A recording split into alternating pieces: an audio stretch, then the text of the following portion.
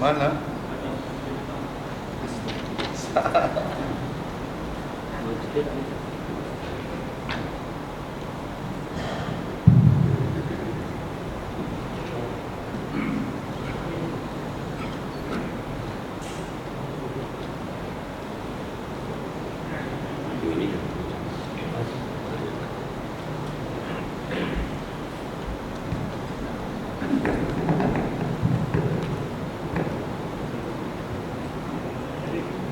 A'udzubillahi minasyaitonirrajim. Bismillahirrahmanirrahim. Rabbi shrah li sadri wa yassir li amri wahlul 'uqdatam min lisani yafqahu qawli. Rabbana la tuzigh qulubana ba'da idh hadaytana wa hab lana min ladunka rahmah innaka antal wahhab. Rabbi zidni ilma, Rabbi zidni ilma, Rabbi zidni ilma. Rabbi a'udzubika min hamazati syayatin wa a'udzubika rabbi an yahdurun. Rabbi anzilni munzalan mubarakan wa anta khairul munzilin. Allahumma shalli ala Muhammad wa ala Muhammad kama shallaita ala Ibrahim wa ala Ibrahim fil alamin innaka Hamidum Majid. Assalamualaikum warahmatullahi wabarakatuh. Waalaikumsalam warahmatullahi wabarakatuh. Pada hari ini insyaallah kita akan membicarakan membentuk masyarakat ekonomi Islam.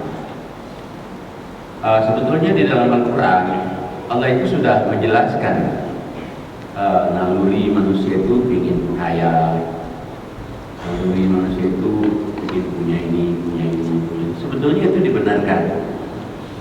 dibenarkan juga. Coba kita lihat suratnya 3 ayat yang 14. A'udzubillahi minasyaitonirrajim. Bismillahirrahmanirrahim. Zuyyina lin-nasi hubbus syahawati minan nisa' wal banin wal qanatiril muqantarati minadh dhahabi wal fiddah wal khaylil musawwamah wal an'ami wal harth. Dzalika mata'ul hayatid dunya wallahu 'indahu husnul ma'ab. Sadaqallahul adzim. Ada yang pecah dengan mic-nya di surat 3:14 ada mic-nya Pak, biar kedengaran ibu-ibu.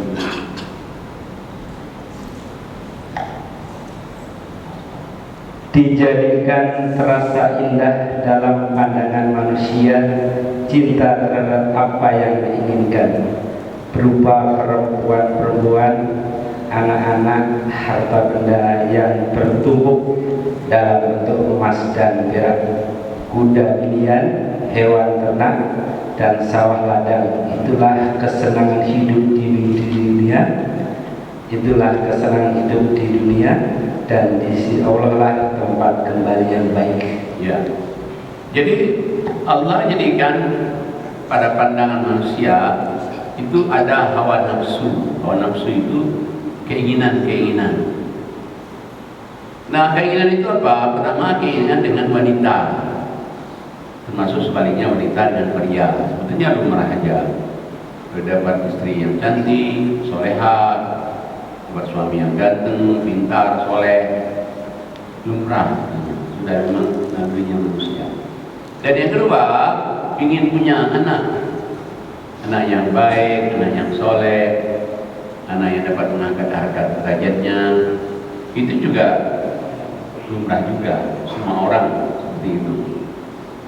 Dan juga yang ketiga, katakan kehidupan manusia ini senang dengan harta yang banyak. Termasuk jenisnya pun harus kita tahu, emas. Ini kalau orang menyimpan emas, waduh dia kilo-kilo, itu sebetulnya di Quran harus kita tahu juga, betul itu. Punya kuda pilihan, mobil mewah, mobil bagus, sebetulnya nggak salah, asal dapatnya benar. Begitu dapat tadi ada hak orang lain. Begitu juga dia punya perusahaan 2, 3, 4, nggak masalah juga.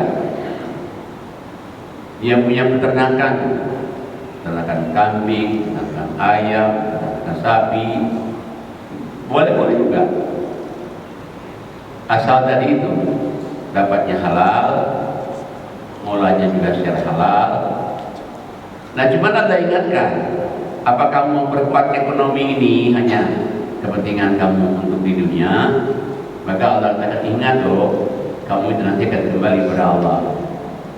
Jadi kalau orang hanya kejar dunia, ekonominya melejit itu, ya nggak apa-apa, asal jangan kamu kejar itu saja. Ada yang lebih baik lagi. Apa yang lebih baik lagi? Kalau dia jadi orang bertakwa. Katakanlah dia jadi orang bertakwa, istri cantik, suami soleh, ganteng, anak baik semua, ekonominya hebat, bagus.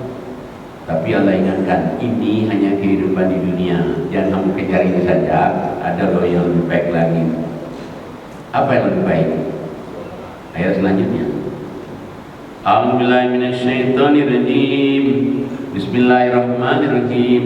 Qul a'unabbi'ukum bi khairin min dzalikum lilladzina taqaw inda rabbihim jannatun tajri min tahtihal anhar khalidina fiha wa azwajun mutahharah wa ridwanun minallah wallahu basirun bil ibad. Sadaqallahul adzim. Katakanlah, maukah aku kabarkan kepadamu apa yang lebih baik dari demikian itu bagi orang-orang yang bertakwa, atau tersedia di sisi Tuhan mereka surga-surga yang mengalir di bawahnya sungai-sungai, mereka kekal di dalamnya, dan pasangan-pasangan yang suci serta ridha Allah, dan Allah Maha melihat hamba-hambanya. Nah, jadi Allah katakan jangan kamu mesti kejar dunia hebat, ekonominya baik semua, tapi kamu lupa itu hanya kehidupan dunia. Ada loh yang lebih baik lagi kalau kamu jadi orang bertakwa. Kalau dia jadi orang bertakwa, dia juga ekonominya di surga nanti lebih baik lagi juga. Dia dapat kesenangan yang kekal, dapat pasangan istri cantik, suami soleha juga, dan dia bisa bertemu Allah. Allah melihat dia melihat Allah. Jadi berarti kalau kita lihat, kalau Allah itu menghendaki, berarti orang itu balancing. Jadi hidup dunia ekonominya baik, normal, kemudian juga dia juga tak lupa akhirat. Ada nggak contohnya? Ada. Abdurrahman bin Auf. Dia kaya raya, hebat dia, tapi dia juga orang bertakwa. Jadi kalau orang hanya kejar dunia saja, Allah akan menghendaki. Dicontohkan juga oleh Allah. Orang yang kejar dunia, tapi apa artinya? Seperti korun sampai tertera di Quran korun itu. Coba kita lihat surah 28. Suratnya 28.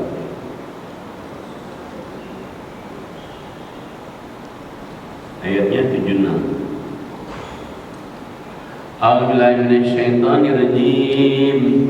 Bismillahirrahmanirrahim.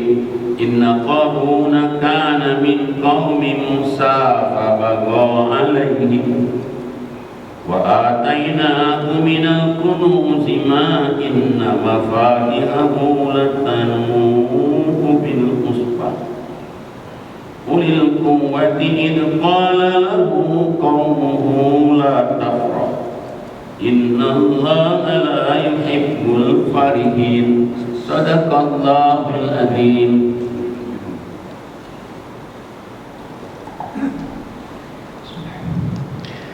Sesungguhnya Qarun termasuk kaum Musa, tetapi dia berlaku zalim terhadap mereka. Dan kami telah menganugerahkan kepadanya perbendaharaan harta yang kunci-kuncinya sesungguhnya berat dipikul oleh sejumlah orang yang kuat-kuat. Ingatlah ketika kaumnya berkata kepadanya, janganlah engkau terlalu bangga. Sesungguhnya Allah tidak menyukai orang-orang yang membanggakan diri. Nah, jadi Allah juga dicontohkan oleh Allah orang yang kaya raya, ekonominya melejit, semuanya ada, siapa Korun? Kekayaannya anak kuncinya aja di bawah 4 orang aja nggak gue bawa, baru anak kuncinya. Gimana ibu kuncinya? Gimana hartanya aja Pak? Berarti kaya sekali, hebat sekali ekonominya. Nah, sebetulnya dari ingatkan juga Korun ini sebetulnya masih keponakannya Nabi Musa. Makanya di Quran ini orang hebat diceritakan, orang paling jahat juga diceritakan.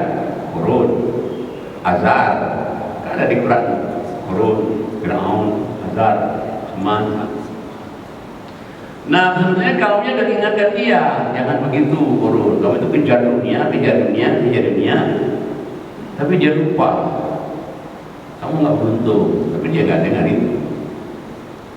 Nah, padahal sebetulnya ajaran Nabi Musa dengan ajaran kita Islam sama kan dari Allah juga. Kalau dia misalnya stabilkan, dia balancing antara dunia akhirat, bagus sekali. Nah, tapi dia enggak, bertentangan sekali. Kita lihat coba ayat 77-nya. A'udzubillahi minasyaitonirrajim. Bismillahirrahmanirrahim. Wabtaghi fima ataakallahu ad-daral akhirah wa la tansa nasibaka minad dunya wa ahsin kama ahsanallahu ilaik wa la tabghil fasada fil ardh innallaha la yuhibbul mufsidin. Shadaqallahul azim. Dan carilah pahala negeri akhirat dengan apa yang telah dianugerahkan Allah kepadamu. Tetapi janganlah kamu melupakan bagianmu di dunia dan berbuatlah baik kepada orang lain sebagaimana Allah telah berbuat baik kepadamu. Dan janganlah kamu berbuat kerusakan di bumi.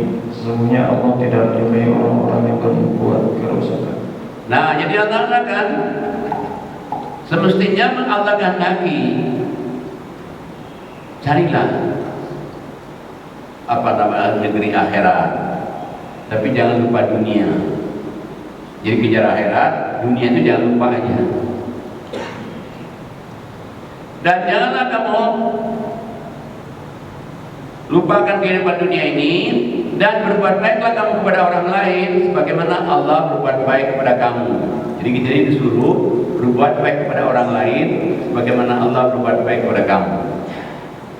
Dan Allah katakan satu lagi, Allah tidak suka kepada orang yang membuat kerusakan di muka bumi. Allah tidak menyukai orang-orang yang banyak membuat kerusakan. Tapi apakah Korun seperti itu? Enggak. Kebalikannya semua dia. Kebalikannya semua. Dia kejar dunia, dia nggak pernah kenal akhirat. Kemudian juga dia nggak mau berbuat baik kepada orang, nggak mau zakat, infak, sedekah, nggak mau dia. Dia malah ngambil harta orang seenaknya. Nah, malah dia mengatakan bahwa dia dapat harta yang banyak itu dari usahanya sendiri. Sama kayak kita sekarang ini. Orang yang kaya-kaya itu kan merasa dia kena kepintarannya, kena kehebatannya, kena kebulatannya. Padahal kan tanpa izin Allah kan nggak bisa itu. Coba lihat ayat selanjutnya 78-nya. A'udzubillahi minasyaitonirrajim. Bismillahirrahmanirrahim. Qala innama utituhu ala ilmin 'indi. Awalam ya'lam anna Allah qad ahlaka min qablihi minal quruni man huwa ashaddu minhu quwwatan wa aktsaru jam'a wa la yus'alu an dhunubihimul mujrimun. Shadaqallahul azim. 78-79. Dia Korun berkata, sesungguhnya aku diberi harta itu semata-mata karena ilmu yang ada padaku. Tidakkah dia tahu bahwa Allah telah membinasakan umat-umat sebelumnya yang lebih kuat daripadanya dan lebih banyak mengumpulkan harta? Dan orang-orang yang berdosa itu tidak perlu ditanya tentang dosa-dosa mereka. Terus Maka keluarlah dia Qarun kepada kaumnya dengan kemegahannya. Orang-orang yang menginginkannya kehidupan dunia berkata, mudah-mudahan kita mempunyai harta kekayaan seperti apa yang telah diberikan kepada Qarun. Sesungguhnya dia benar-benar mempunyai keberuntungan yang besar. Jadi Qarun mengatakan bahwa saya dapat harta ini karena usaha saya. Saya dapat kekayaan ini karena pintaran saya. Dia keinginan Allah. Dia keinginan Allah. Dan dia adalah sombong. Sombongnya. Malah kalau dia bisa keluar rumah dengan kemegahannya, dengan dayang-dayangnya, orang-orang yang tidak beriman melihat Qarun itu, air liurnya naik turun. Kapan kita bisa kaya Qarun? Kaya sekali dia. Inginkan berarti kekayaan kayak Qarun. Orang yang beriman tadi. Karena dia kemegahannya, kehebatannya. Nah tapi beda orang yang beriman. Itu hebatnya orang beriman itu. Orang beriman itu bagaimanapun juga dia tidak terpengaruh. Tidak terpengaruh. Apa kata orang beriman? Melihat kondisi Qarun seperti itu. Lihat ya bagaimana orang yang beriman menanggapi kekayaan Qarun itu. Lihat ayat 80-nya. A'udzubillahi minasyaitonirrajim. Bismillahirrahmanirrahim. Wa qala alladziina utul ilma wailakum thawabullahi khairul liman amana wa 'amila shalihan wa la yulaqqaha illa as-sabirun. Shadaqallahul azim. 80 81 82.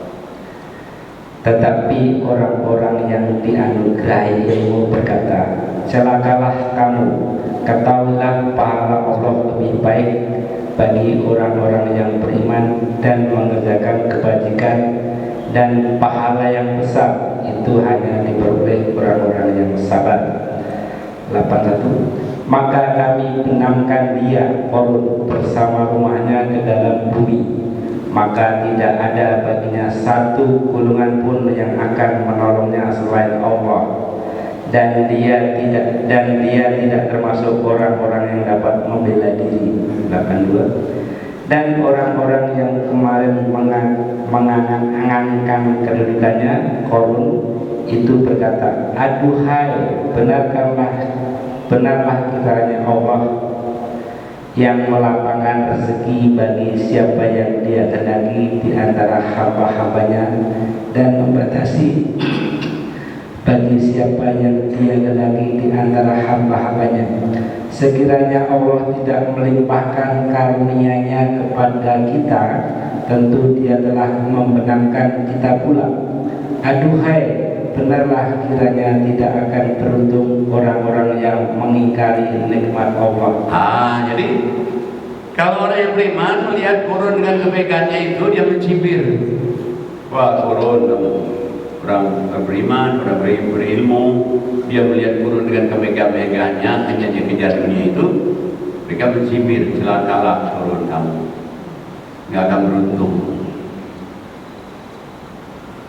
Allah tambah di ujung ayat itu, yang beriman itu orang beriman beramal soleh, tapi kalau dia juga sabar. Nah akhirnya Qarun apa yang terjadi? Biar tadi ekonominya hebat, semuanya hebat, semua ada itu, Allah benamkan Qarun, rumahnya, hartanya, Qarunnya, keluarganya ditarik oleh bumi. Kan sampai sekarang orang kalau ada dapat emas di laut, harta Qarun, dapat emas di mana, di gua, harta Qarun. Itu Qarun ini kekayaannya luar biasa. Nah makanya sebetulnya di Islam itu enggak menganjurkan begitu. Islam itu malah disuruh orang itu harus membagi kepada orang lain, seperti Rasul. Kalau dia misalnya ada rampasan perang, dia bagi kepada orang lain. Kenapa? Supaya harta itu jangan ngumpul sama orang kaya saja. Jangan ngumpul sama orang kaya saja. Coba kita lihat surat 60. Suratnya 60.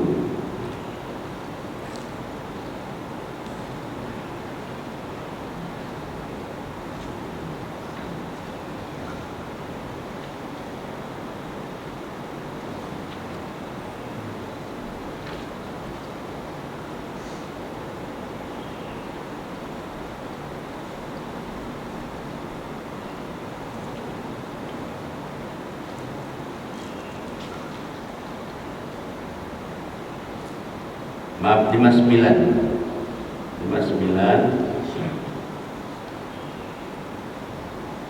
Ayatnya 7.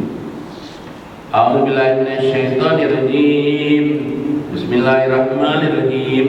Ma afa Allahu ala rasulihi min ahlil qura falillahi walirrasuli walidil qurba wal yatama wal masakin wa ibnis sabil kay la yakuna dawlatan bainal aghniya'i minkum wa ma ataakumur rasul fakhudhuhu wa ma nahakum anhu fantahu wattaqullaha innallaha syadidul iqab.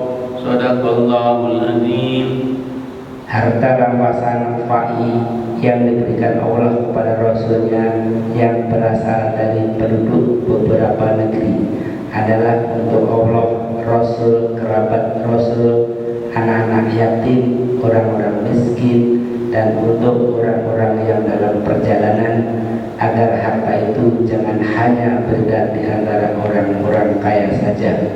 Di antara kamu apa yang diberikan Rasul kepada maka terimalah, dan apa yang dilarangnya bagimu maka tinggalkanlah, dan bertakwalah kepada Allah, sungguh Allah sangat keras hukumannya. Ya, kita lihat, jadi ada harta namanya ghanimah.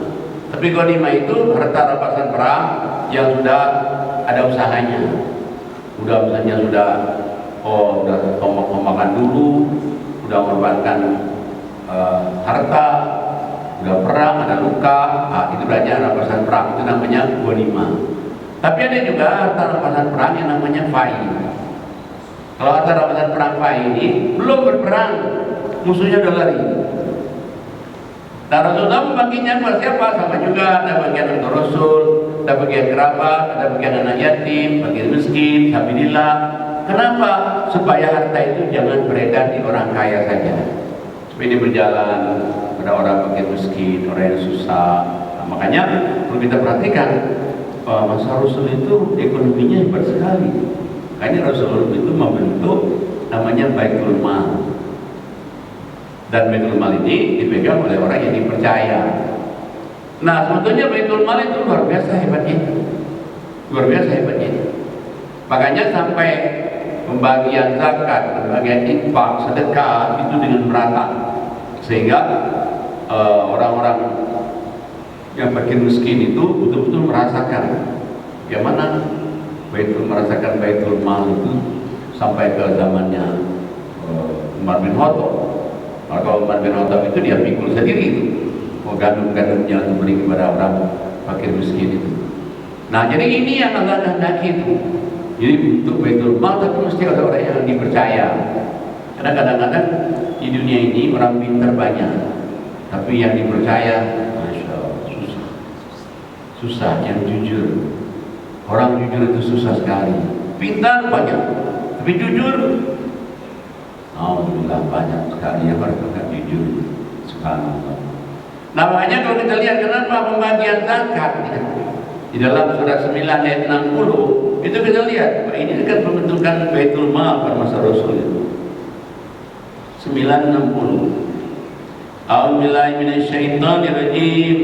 Bismillahirrahmanirrahim.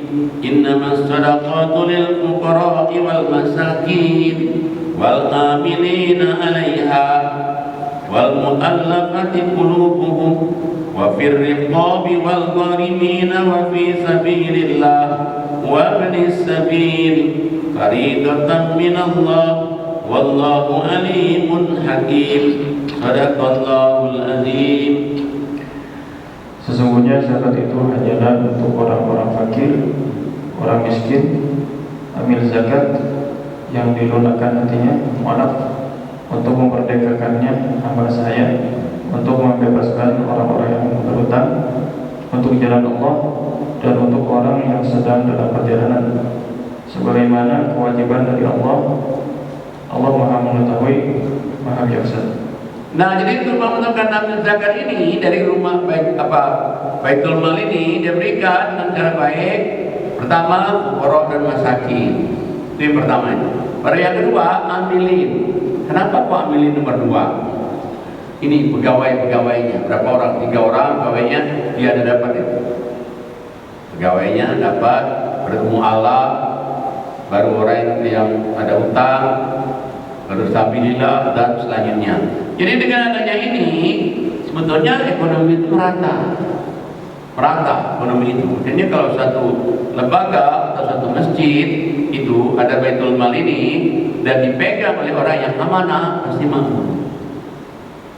Tapi orang amanah mesti ada di atasnya itu ada Dewan Syariah. Yang ini kalau misalnya ada yang pegawainya yang nyeleneh, dia dikeluarin. Ada yang nyeleneh, keluarin. Nah, uangnya banyak itu, banyak. Nah, pembentukan itu dengan Dewan Syariah, maka dia disumpah oleh Dewan Syariah itu yang megangnya ini. Bahwa dia akan tanggung jawab keluar masuk keuangan itu. Sebetulnya Baitul Mal itu Masya Allah luar biasa itu dananya itu.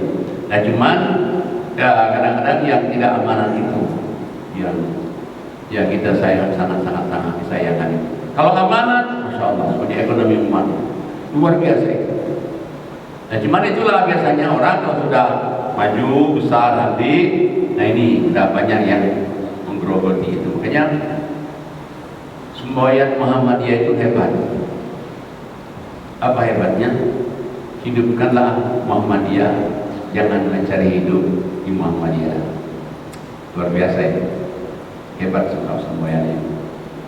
Nah, jadi berarti apa?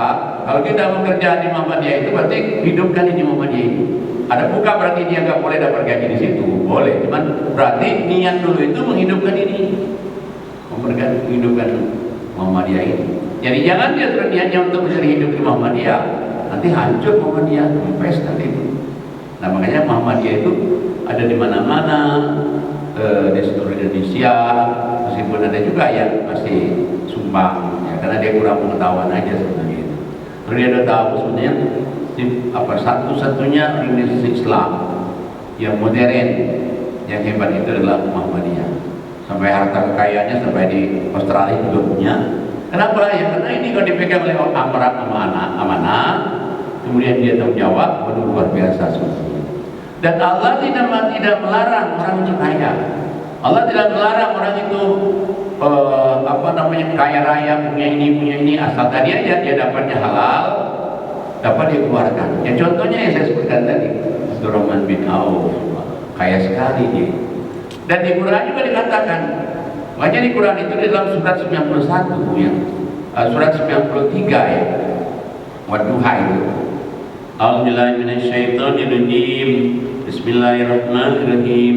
Wadduha wal laili idza saja ma wadda'aka rabbuka wa ma qala walal akhiratu khairul laka minal ula wala sawfa yu'tika rabbuka fatarda alam yajidka yatiman fa'awa wa wajadaka dhallan fahada wa wajadaka ilam fa'agna fa ammal yatima fala taqhar wa ammas sa'ila fala tanhar wa amma bi ni'mati rabbika fahaddits. Surat 93. Demi waktu duha ketika matahari yang sepenggal, dan demi malam apabila telah sunyi, Tuhanmu tidak meninggalkan engkau Muhammad dan tidak pula membencimu. Dan sungguh yang kemudian itu lebih baik bagimu daripada yang permulaan. Dan sungguh kelak Tuhanmu pasti memberikan karunia kepadamu, sehingga bukankah dia mendapatimu sebagai seorang yatim lalu dia melindungimu, dan dia mendapatimu sebagai seorang yang bingung lalu dia memberikan petunjuk, dan dia mendapatimu sebagai seorang yang kekurangan lalu dia memberikan kecukupan. Maka terhadap anak yatim janganlah engkau berlaku semena-mena, dan terhadap orang yang meminta-minta janganlah engkau menghardiknya, dan terhadap nikmat Tuhanmu hendaklah engkau nyatakan dengan bersyukur. Ya, kita lihat ini Allah bersumpah dalam waktu duha. Allah juga bersumpah apabila telah sunyi gelap. Allah kasih tahu, Allah itu tidak tinggalkan kamu, tidak benci kepada kamu. Jadi Allah itu nggak benci kita, nggak tinggalkan kita. Kemudian lagi Allah katakan akhirat itu lebih baik daripada dunia. Jadi akhirat lebih baik daripada dunia. Kemudian lagi Allah katakan, wahai Muhammad, kamu dulu asalnya yatim. Yatim dia, nggak punya bapak, nggak punya ibu, nggak punya kakek. Kemudian dia juga nggak sekolah, gelap, nggak tahu baca tulis. Kemudian juga dia juga nggak punya apa-apa, dia nggak kaya. Tapi coba Allah katakan, coba kamu jangan hari anak yatim, dan kamu beri orang minta-minta. Dengan kamu memberi anak yatim, tidak memberi anak yatim, beri orang minta-minta, apa semua yang tidak punya oleh Nabi Muhammad. Dan dia kawin dengan Khadijah, bukan dia yang mau, Khadijah yang mau. Ya akhirnya dia punya semua. Dia punya semua. Dia punya kekayaan, dia punya ilmu, Allah kasih Quran. Tadi nggak ada orang perhatikan, banyak orang perhatikan semua dia. Tapi kalau kita ingin seperti Nabi Muhammad, dua aja itu. Jangan hari anak yatim dan jangan tolak orang minta-minta.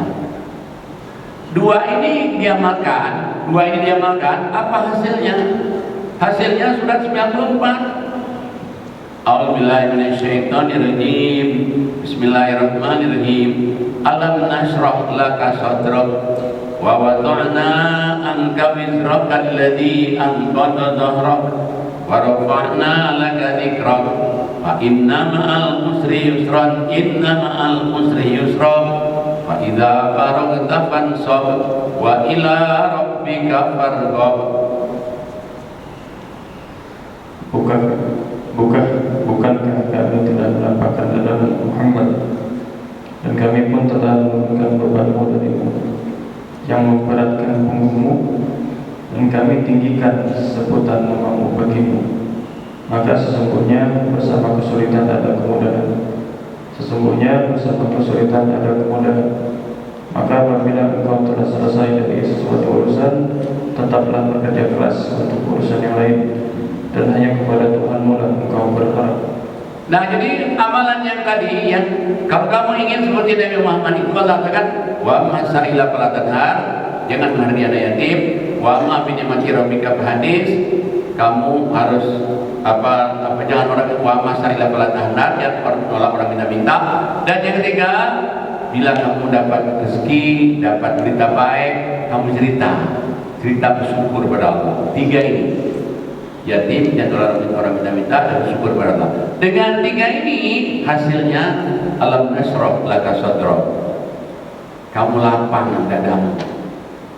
Wa wada'na anka wizraka alladhi anqadha dhahrak, beban kamu tadi berat jadi ringan. Wa rafa'na laka dhikrak, Allah angkat harkat derajatmu. Fa inna ma'al usri yusran, Di mana kamu sulit, hidup ini ada kemudahan. Di mana kamu sulit, hidupnya ada kemudahan. Tapi Allah minta dua lagi. Apa dua lagi? Ayat yang terakhir itu.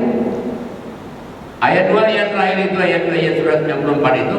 Apa Allah surat yang 94 ini, ayat yang terakhirnya, fa idza faraghta fansab. Bila kamu telah mengerjakan satu urusan, kerjakan urusan yang lain lagi.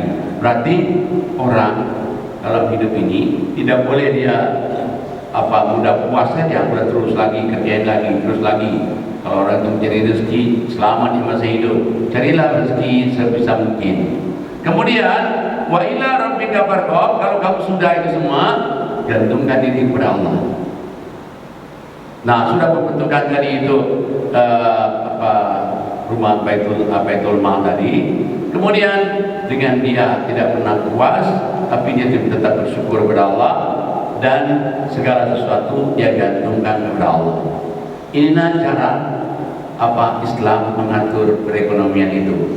Tapi ada juga terjadikan juga orang yang kaya raya, tapi dia tidak mau mengusahakan infak sedekah.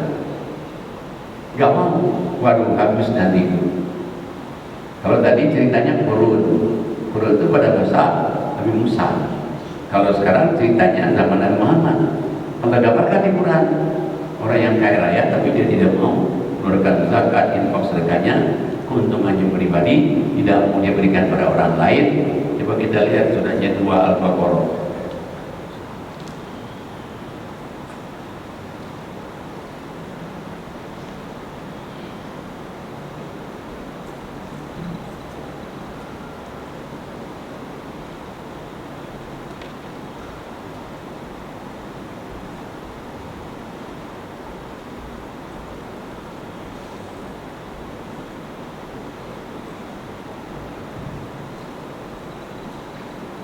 ya 265 dari 264. A'udzubillahi minasyaitonirrajim. Bismillahirrahmanirrahim. Ya ayyuhalladzina amanu la tubtilu shadaqatikum bil manni wal adha. 265. Wa matalul ladzina yunfiquna amwalahum ibtigha'a mardatillah wa tathbitan min anfusihim kamathali jannatin bi rabwatin asabaha wabilun fa'atat ukulaha dha'fain fa in lam yusibha wabilun faqal wallahu bima ta'maluna basir. 265.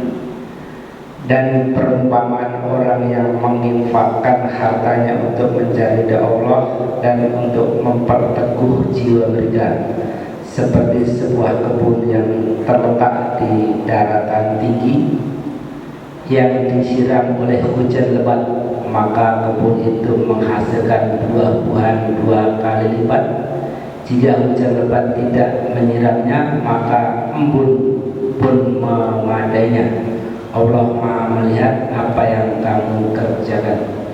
Ini gambaran, kalau kita baca dari ayat selanjutnya, dari sebelumnya tadi, maka Allah katakan inilah gambaran orang-orang yang selalu berinfak dari hasil yang dia berikan. Jadi kalau kita dapat rezeki itu memang harus dibagi ke orang lain.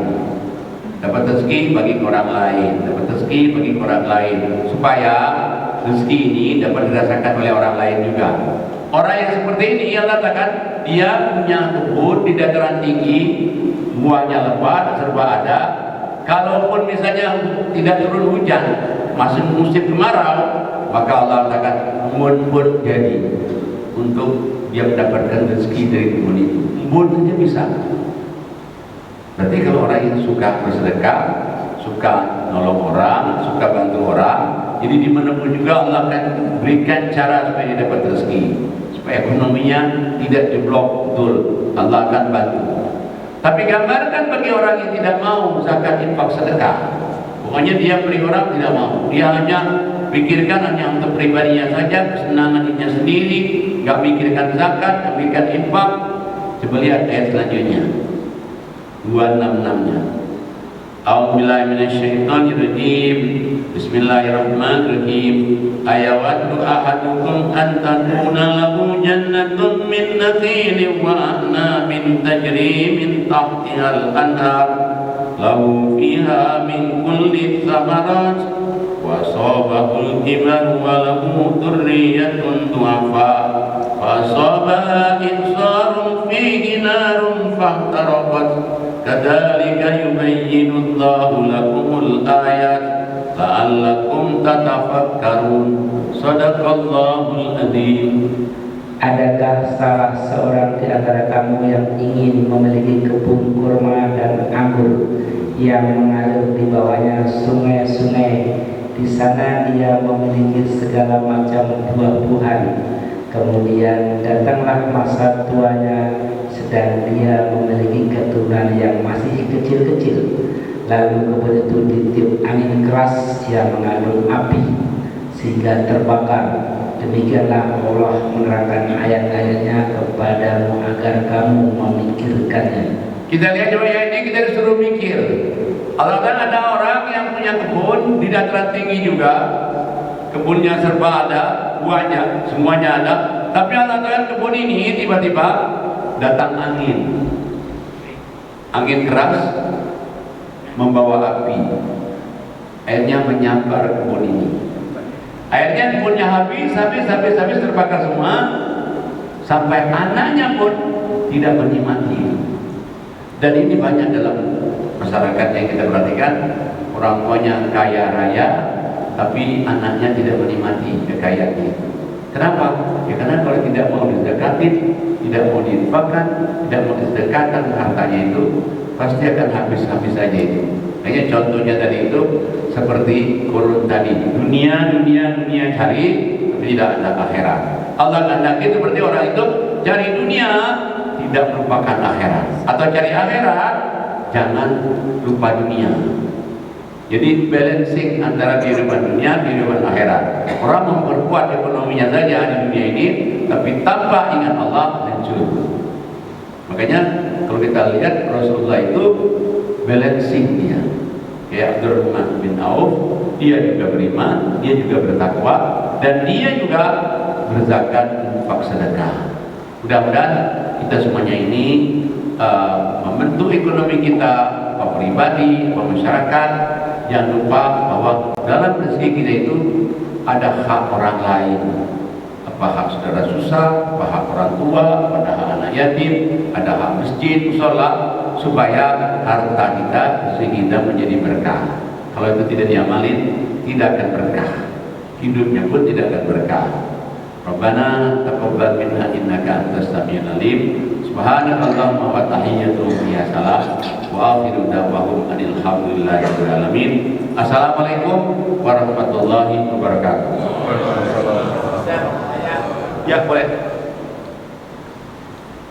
Untuk surat At-Taubah ayat 60 tadi, poin orang yang berhutang untuk jalan Allah itu mohon dijelaskan. Iya, misalnya dia berhutang di jalan Allah, hutangnya untuk makan dan juga mengeluarkan anak sekolah juga. Itu orang berhutang di jalan Allah. Atau dia misalnya ada iuran masjid, masjid itu bisa membangun apa? Sehingga dibagi nih, kamu sekian, dia belum bayar, dia punya hutang di jalan Allah. Tapi kalau misalnya dia hutang judi atau hutang mabok-mabok, nggak termasuk. Jadi hutangnya hutang di jalan Allah. Atau misalnya dia kena makan karena dia susah, dia sudah berusaha dagang ini, dagang itu, nggak juga ada hasilnya, kemudian dia punya hutang, bisa itu kita bayarin dari uang zakat. Bisa. Makanya sebetulnya kan tidak ada pembagian yang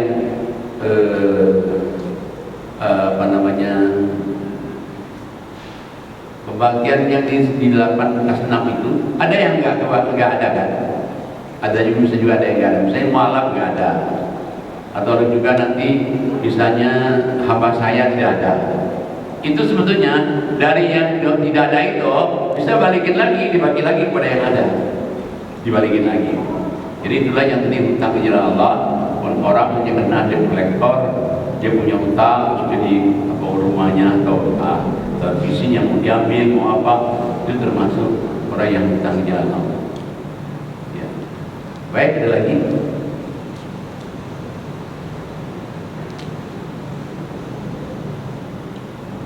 Baik, kalau tidak ada lagi. Yang tadi untuk jangan melatih orang minta-minta.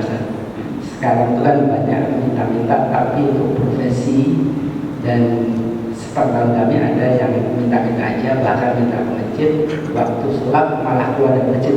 Bagaimana sikap kita? Itu memang yang kadang-kadang kita sayangkan.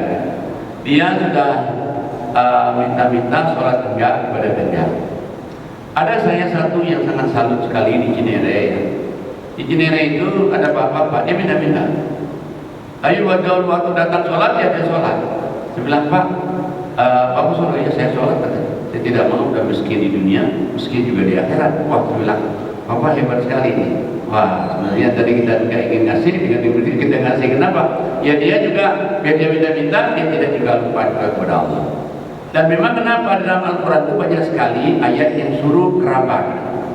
Kenapa kerabat?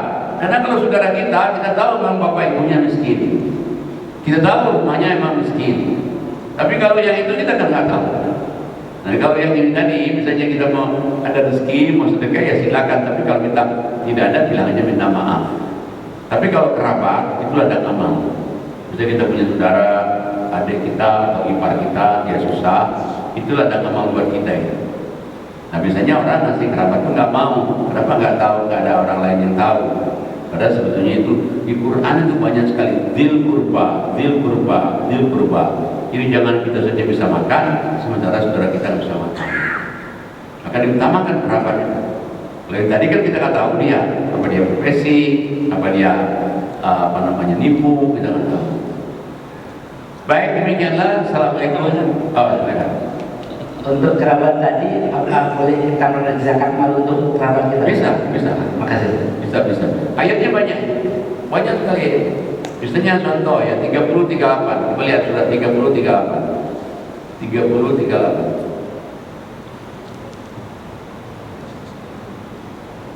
30-38. Ya, suratnya 30, ayatnya 38. Ya, silakan. Artinya apa? Ya, artinya jangan salah. Maka berikanlah haknya kepada kerabat dekat, Ya. juga kepada orang miskin dan orang-orang yang dalam perjalanan. Itulah yang lebih baik bagi orang-orang yang mencari keridhaan Allah, dan mereka itulah orang-orang yang beruntung. Jadi itulah tanda lebih baik bagi orang mencari keridhaan Allah diberikan kerabat. Dan masih banyak itu ayat itu. Di dalam surat 17:26 Allah ulang lagi, kerabat lagi. 17:26.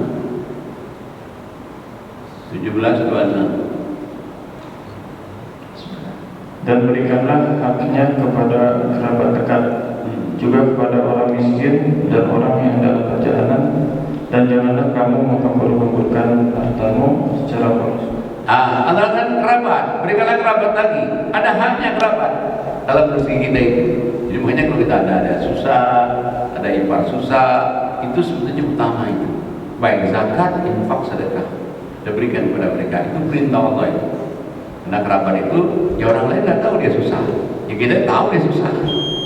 Makanya kerabat itu utama. Baik, bisa ada lagi? Ya, demikianlah. Assalamualaikum warahmatullahi wabarakatuh.